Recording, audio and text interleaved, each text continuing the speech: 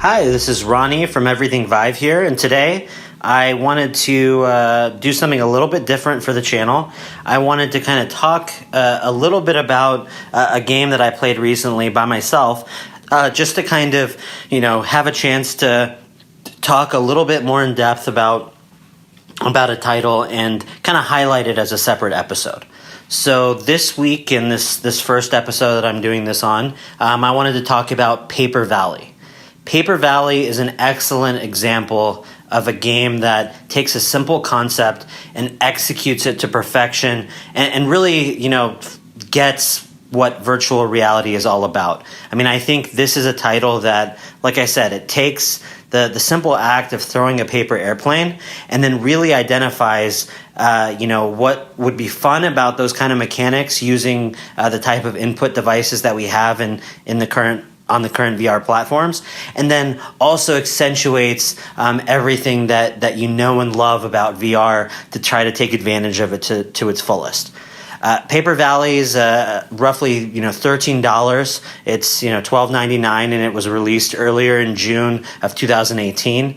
And really, I mean, it's a title for me that I can easily recommend. And actually, I after playing it quite a bit, I would actually recommend getting the version with the soundtrack. It's only about $1.50 more. I think as of the time of this recording, it was around $14.38. So, I mean, just an extra buck or so for the soundtrack in this game, which is super relaxing, super great at setting the mood. It's negligible to pick it up, so I think you should go ahead and do that, or at least look into it if you're interested in purchasing the game. So, I mean, first off, just some of the things that I noted while I was playing it was the fact that this game was incredibly relaxing. Like I said, the game mechanics work well and are a lot of fun. And whether you're a beginner at the game, just trying to start it out, or you've had a chance to play it for a couple of hours and are better at controlling the paper airplanes within the game, I think it has nuances that work both for new players and experienced players alike. It was one of those types of games where you kind of just got what you were supposed to do from the very beginning that you turned on the game. But as you progressed, you started understanding the mechanics a little bit more, and there really was depth there. There was some challenge. And the way the game's kind of set up, I mean, let me kind of break it down. You start in the game, you boot up the game, and you see these paper airplanes kind of flying around you in the environment. And you can grab them out of the air, kind of catch one of those little airplanes that's flying around you, and then you're able to throw it. And when you throw it, you can, your initial kind of, the momentum that you give the paper airplane and, how you flick your wrist kind of at the end, all of that, just like in real life, if you can imagine throwing a paper airplane, that has a role to play here. But once you let go of the airplane, you can affect the flight of the plane that you've thrown by moving the Vive wands in a certain fashion. So you're able to kind of steer it up or down, and it still behaves as you would expect the type of paper airplane that you're throwing to behave, but you do have an influence on what direction it goes. So once you, like I said, it's a mechanic that does get a little bit of it takes a little bit of time to get used to exactly the nuances that you can really use to kind of get certain types of airplanes further, or to specific points in space that you might not otherwise be able to get using those mechanics. But the game does a really good job of not requiring you to do that kind of stuff up front. And even as you get later in the game, I think another aspect of this game that you should really give credit to is the fact that it allows players that want a little bit more of a skill-based experience to kind of mess around with different types of airplanes. So you'll have planes that are kind of standard. You'll have planes that go more are more like gliders. You have more planes that go straight. The ones that are more like tricky kind of go in circles. And each of those planes can be used in different circumstances, but you can also kind of learn how to use the gliders to better effect or et cetera. And so what I was getting at there was that early on essentially you're going to be moving from location to location within the game, and tasked with basically hitting a target in front of you. Sometimes there will be multiple targets. There will be one that's close by. There will be ones that are far away. There will be ones that are low, some that are high. And depending on where you're located in the environment, those are all hard placed. Like you'll essentially be using a form of teleportation, and I'll get into that in a minute. But you don't have free movement per se within the environment. You basically teleport from spot to spot within the environment, and then from each spot, the designers have set certain targets that you're supposed to hit from each of those sections. And what I think is pretty brilliant is the fact that they open up more than one of those targets. So usually when you hit a target, you either hit it once or twice. A spot will the color of the target will disappear, and in its stead there will be kind of this like glowy purple like almost portal looking thing where the target used to be. And so the color scheme works to where when you see the targets are all orange. You hit the targets with one of the orange colored planes that's circling around you. Once that disappears and the purple portal appears where the target used to be, you're then able to use the single purple plane that's flying around you to then teleport to that area. Once you've teleported to the new location using that purple airplane, you can then look around, see where the new targets are, hit those targets, and then again move on to the next location. And essentially, the way the game works is you're moving from location to location, hitting each of those targets. And when you hit the targets, in addition to creating the new portals to let you to move around, it also fills in the environment with vegetation and color, and kind of brings this valley that's become barren back to life. And so the whole purpose of the game is to move through the entire locations, hitting all those targets, and bringing the entire area back to life is more or less how the game kind of progresses.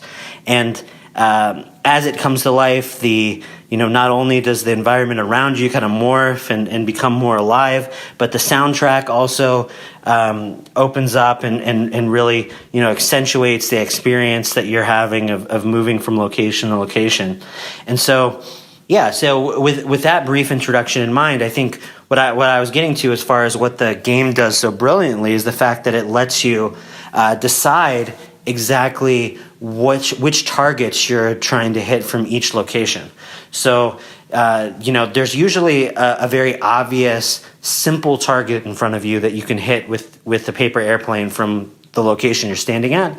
But then there's also usually one or two further away targets in the distance that you can see that are visible from that area, but that you might not necessarily be required to hit from that location.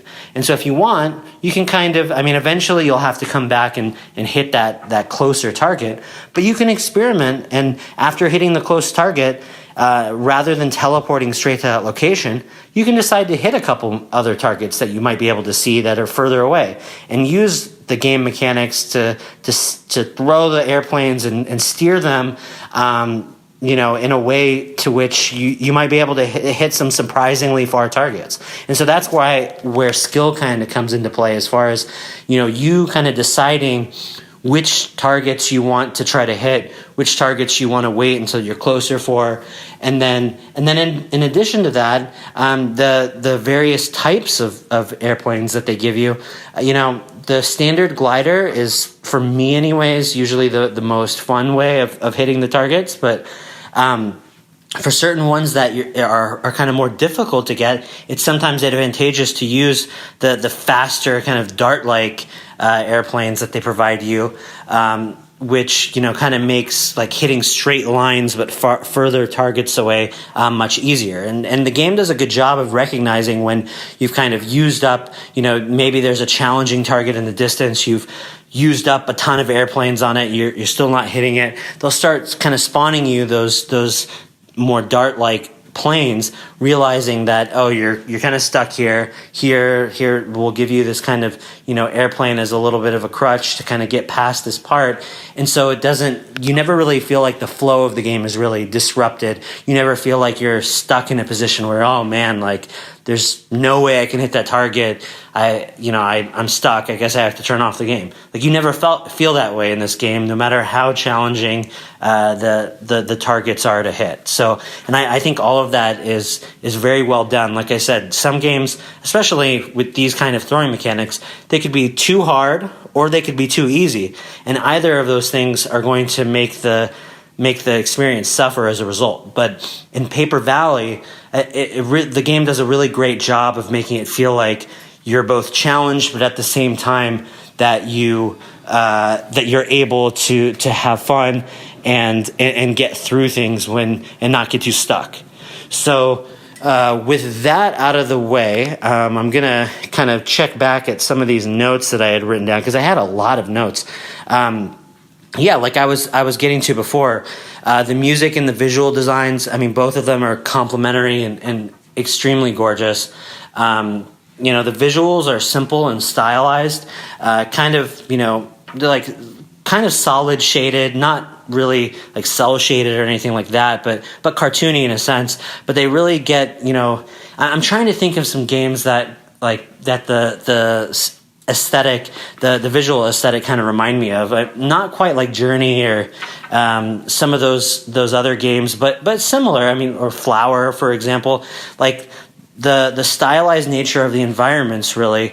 The environment is the biggest character in this game. There are kind of characters per se, but really the star of the show is the environment and how it is affected by your progression through it. And again, it just does a great job of kind of adding something to a simple mechanic. I mean, I'm really fascinated by this game, and I really would love to talk to the developers just to kind of see, the stages in which they decided to make some of the choices they did in this game. Because I could see, I mean, just the act of throwing a paper airplane being a fun mechanic that you wanted to experiment with in VR, but then finding the trappings that you would add around that to make the game, such a charming experience like this one. I mean, it's like they're not really necessarily, related. You wouldn't necessarily think, oh, of course, you're going to, move around the environment using these, by hitting these targets, and the targets will, affect the environment in this way, and you'll feel the sense of regret. Like none of these things, at least to me, not being from a design background, none of these are super obvious choices. But in Paper Valley, they somehow all, just seamlessly mesh together to make the experience feel like you're really, feel very satisfying, I should say. So, in general, this game is super, super immersive. And one of the biggest strengths of this game is the fact that you can tell the developers really understood what is cool about VR, not only with the mechanics of actually throwing the paper airplanes, but then a lot of the little effects here and there that add to your sense of presence in the environment. Things like having the planes circle around you before you actually grab them out of the air to throw them is such a genius idea. Because again, I mean, it's kind of, I don't want to make it seem like it's a gimmick or something, but an example would be, watching like a 3D movie in a theater, certain types of effects that kind of jump out at you and remind you that you're watching a 3D movie. Well, you can't help but remember that you're in this place while playing Paper Valley. You can't forget that that's the case, because while you're looking at the environment, you have these little paper airplane just circling around you in 3D space. And so it's a really cool reminder that you're in a place, you're in a 3D environment, and then to actually incorporate in the gameplay the act of actually like having to catch the airplane from midair in order to then throw it is a really great idea too, because it adds like an extra step to that kind of gameplay circle of, figuring out which type of, like, you could imagine, like, a lesser experience would have you kind of select from a menu or something, like press a button and choose which airplane in your inventory you want to throw and then throw it, right? But instead of doing it that way, you have all the airplanes that you have in your inventory at the moment, so to speak, kind of circling around your character, and it actually becomes part of the gameplay to catch one of them out of the air. So you begin by deciding which airplane you want to use, and then grabbing it, snatching it from the air, kind of catching it, and then trying to throw it and control it into the target. Then, once you're done with that, figuring out where you want to go next, grabbing that purple airplane that lets you teleport, and then throwing that purple airplane. And the purple airplane, like, it still requires you to throw it, but it doesn't require you to really aim it. The game kind of, understands what you're trying to hit as far as the teleportation points, and just automatically does it. So there's like enough of that feeling where you're doing something, but at the same time, you never feel like, it's annoying or difficult to move from place to place. And so that's a really cool. So again, I was getting into all of those details, but another amazing thing that this game does, that Paper Valley does in terms of creating a sense of presence, is the fact that it utilizes the space as well as it does. So again, you can imagine a lesser game in VR just kind of using the mechanics of throwing the paper airplanes in kind of a flat, static environment. Whereas in Paper Valley, they take advantage of the fact that you're in VR and use these teleportation spots to put you into some pretty scary situations, actually. Situations where all of a sudden you'll be standing on top of a pillar in the middle of kind of like an open cliff area or something, and you feel like, you're just kind of balancing there on the edge of this pillar, and then having to throw the paper airplanes from there. And you go from spot to spot like that, really, again, increasing that sense of presence, that sense of being in a real space, and also adds kind of an uneasiness to the whole experience, adding to the challenge, adding to the sense of fun, and all of these things, like from having the planes around you to the environment opening up when you're hitting these targets to, to being suspended in midair on these small points in space in these beautiful environments, just really adds up to an incredible experience. So hope that wasn't too rambly. I had to kind of cut it off a couple of times, while I was in the middle of this, to kind of make sure that everything was quiet. But I hope I got the sense across that, that Paper Valley is a game that I would highly recommend. This is a game that, for the $13 price, I really even think the price point that they picked is just perfect. Because sometimes it's a little bit hard to recommend shorter experiences, at that $20 mark. At 15 or below, especially a game like this, I think it's high praise to say that it was difficult for me to stop playing this game until I finished it, knowing once I knew kind of what I was doing and what the game was like. Once I got in there and started really having fun throwing those airplanes at these targets and really getting that sense of moving through the environment and completing these tasks, and then once I realized what was kind of in front of me, it was hard to stop playing. And I played for a solid couple of hours without stopping, on my first play, just because. And that's not to say that it'll only take 2 hours. I didn't quite finish the game on my first try. I had to put it down for other reasons. But it's a testament to the game to say that once I started it up, I didn't want to stop. And all of those little things. It's it's the solid execution and the fact that this team clearly knows what is intriguing and exciting about VR and incorporates it here in such an elegant way that, here at Everything Vive, at least on my own behalf, I can highly, highly recommend Paper Valley. It's just a super relaxing, super fun, super accessible game that I think everybody should have in their libraries.